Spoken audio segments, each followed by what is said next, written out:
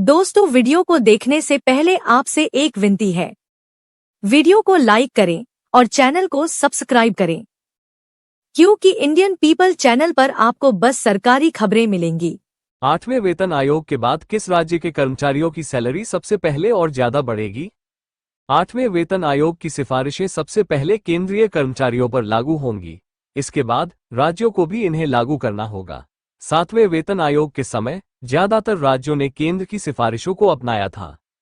भारत सरकार सरकारी नौकरी करने वाले कर्मचारियों के वेतन, भत्तों और पेंशन का पुनर्निर्धारण रीशेड्यूलिंग करने के लिए हर 10 साल में एक वेतन आयोग बनाया जाता है। यह आयोग सरकारी कर्मचारियों की सैलरी और जीवन स्तर को बेहतर बनाने के लिए सुझाव देता है। हाल ही में 8वें वेतन आयोग के गठन की घोषणा हुई है, जिससे कर्मचारियों और पेंशनभोगियों में खुशी की लहर दौड़ गई है। अब सवाल उठता है कि जब यह वेतन आयोग लागू होगा तो इसका असर सबसे पहले किस राज्य पर होगा। इसके साथ ही सवाल ये भी है कि 8वां वेतन आयोग लागू होने के बाद किस राज्य के सरकारी कर्मचारियों की सैलरी सबसे ज्यादा बढ़ेगी। चलिए इसके बारे में इस खबर में विस्तार से जानते हैं। 8वें वेतन आयोग का राज्यों पर असर। 8वें वेतन आयोग की सिफारिशें सबसे पहले केंद्रीय कर्मचारियों पर लागू होंगी। इसके बाद राज्यों को भी इन्हें लागू करना होगा। 7वें वेतन आयोग के समय ज्यादातर राज्यों ने केंद्र की सिफारिशों को अपनाया था। हालांकि हर राज्य का तरीका और समय सीमा अलग अलग होती है। आसान भाषा में कहें तो ये जरूरी नहीं है कि जिस समय से केंद्र ने अपने कर्मचारियों पर 8वां वेतन आयोग लागू किया, ठीक उसी समय से राज्यों के कर्मचारियों पर भी 8वां वेतन आयोग लागू हो जाए। चलिए अब समझते हैं कि कैसे राज्यों पर लागू होती हैं नए वेतन आयोग की सिफारिशें। कैसे लागू होती हैं सिफारिशें?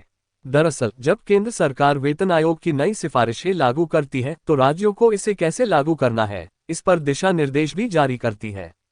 इसके बाद हर राज्य अपने बजट और कर्मचारियों की संख्या के आधार पर योजना बनाता है। राज्य अपनी जरूरतों और वित्तीय स्थिति को ध्यान में रखकर अलग अलग वेतन मैट्रिक्स बनाते हैं। हालांकि मौजूदा वेतन को नए वेतनमान में बदलने के लिए फिटमेंट फैक्टर का इस्तेमाल होता है। केंद्र भी यही करता है।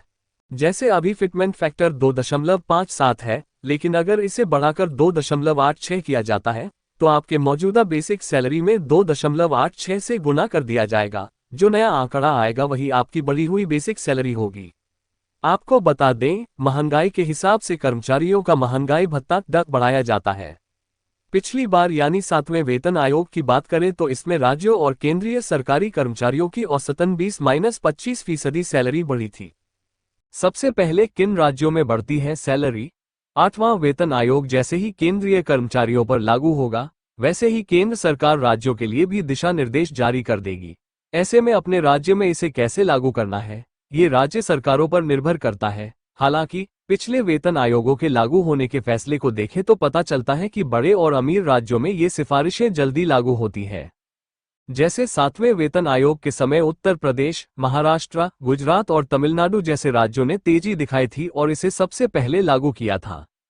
वहीं 8वें वेतन आयोग की बात करें तो इसमें भी उत्तर प्रदेश और महाराष्ट्र जैसे राज्यों के कर्मचारियों को ज्यादा फायदा मिल सकता है, क्योंकि इन राज्यों की आर्थिक स्थिति मजबूत है और केंद्र और राज्य में एक ही पार्टी की सरकार है।